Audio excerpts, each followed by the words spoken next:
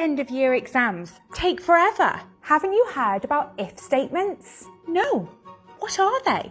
Come on, let me show you. To find out who passed and who failed, use the if statement. Let's define the logic test. If the results are greater than or equal to 30%. If it is true they have passed, let's write pass, well done. If it's false, let's write fail, needs improvement.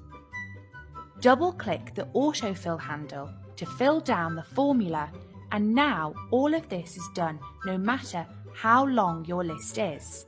You tell me, do we need to apply a discount to these invoices? Sure. What are the conditions?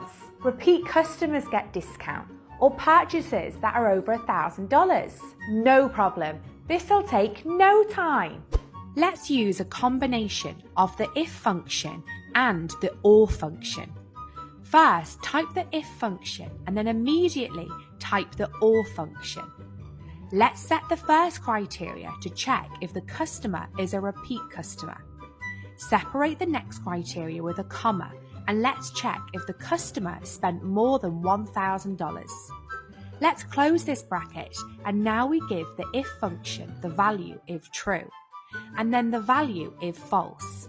If either of these criteria are true, we will get the true portion of the if statement.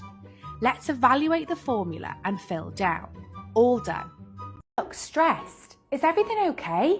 I'm in charge of trying to figure out who's eligible for a bonus, but I can't figure it out. This is easy. Have they been with the company more than 6 months? Did they reach their target?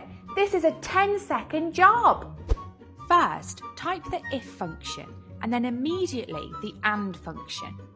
The first criteria is months worked greater than 6. Separate the criteria with a comma.